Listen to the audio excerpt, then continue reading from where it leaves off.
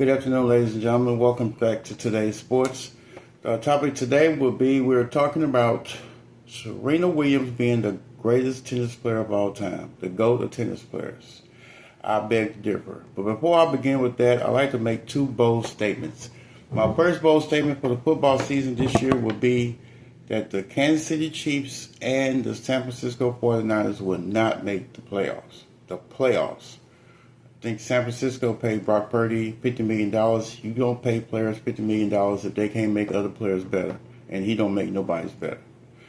Second one, Kansas City Chiefs. I think they've had their run. Nobody's afraid of the Chiefs anymore. They're just not the same team. They don't dominate nobody.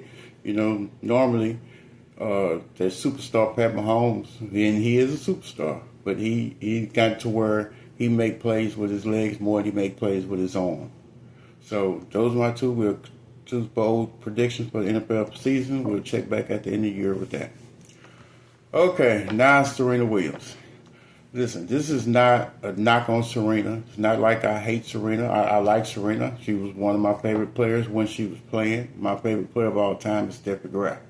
But I do believe that Steffi is the second greatest player of all time, and Martina Navratilova is the greatest player of all time, with Serena coming in number 3 behind those. And I say that because if you think about it, back in the 70s and 80s and 90s, you would say tennis players, they had to make a living on the tennis court. So these players were devoted 100% full time, like a job. They was playing tennis.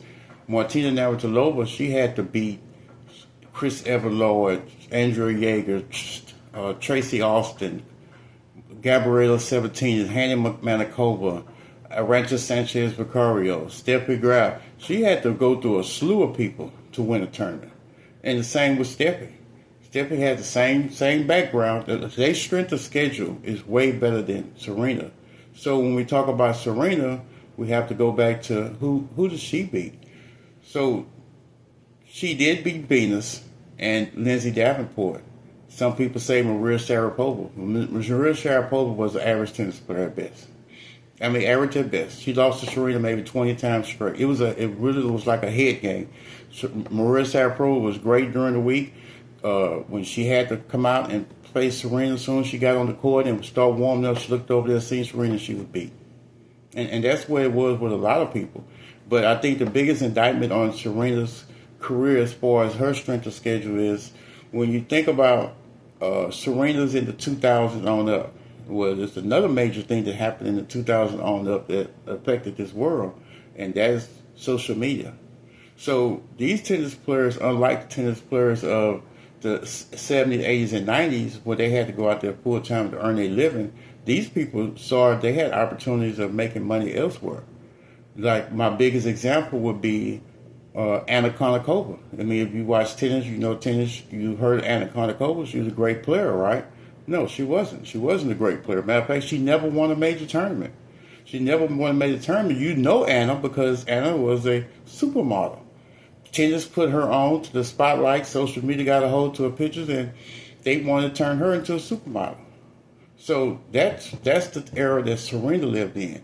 If I look at a list of people from like 2003 to 2008 that Serena played with, Justin Henning, Kim Clijsters, Venus Williams, superstar. She's a Hall of Famer. Emil Samsonova, Lindsay Davenport, Mary Pierce, of course Sharapova, Jelena Djokovic. Who are these people?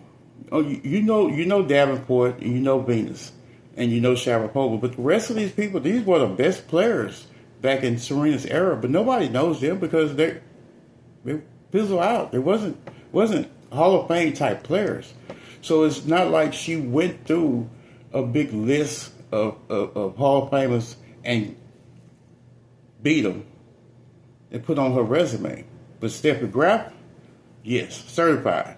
Martina, Chris Evert, Pam Shriver, they went through it. They Gabriela Sabatini. When you played in the 80s and 90s, by the time you got to the finals, you didn't beat a couple of the top players of the world. When Serena made it to the finals, that was probably her toughest match of of the tournament. So this is, like I said, this is not nothing against Serena.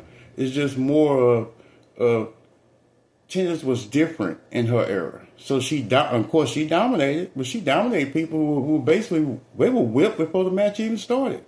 They didn't even give themselves a chance. I remember maybe 2015, she played against an older lady in the semifinals of the U.S. Open, and it was one particular point where they went back and forth, back and forth. This lady was like ranked number 30th in the world. And she, like I said, she was older. She was in her 40s. And when at match point, it was a good battle during the point. And you know, with Serena being American, and it was in the U.S. Open, and she was from France, the crowd was always for Serena. So during that point, it was like, Serena hit, and the girl said it. She come back, boom, she come back. And the woman actually won the point. And when she won the point, she was like, yes, cheer for me, cheer for me. Cheer for me. So at that moment, she knew she could play with Serena. She had her confidence up, and she beat Serena. And I would think that loss that Serena took at the U.S. Open really was a major, major indictment on her.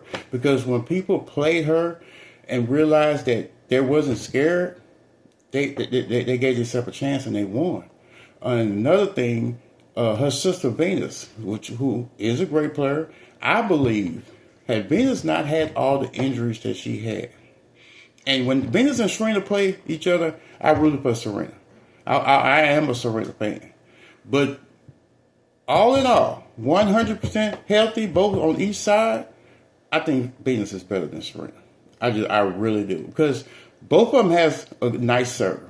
Both of them has a powerful serve. But Venus' all-around game is way better than Serena's.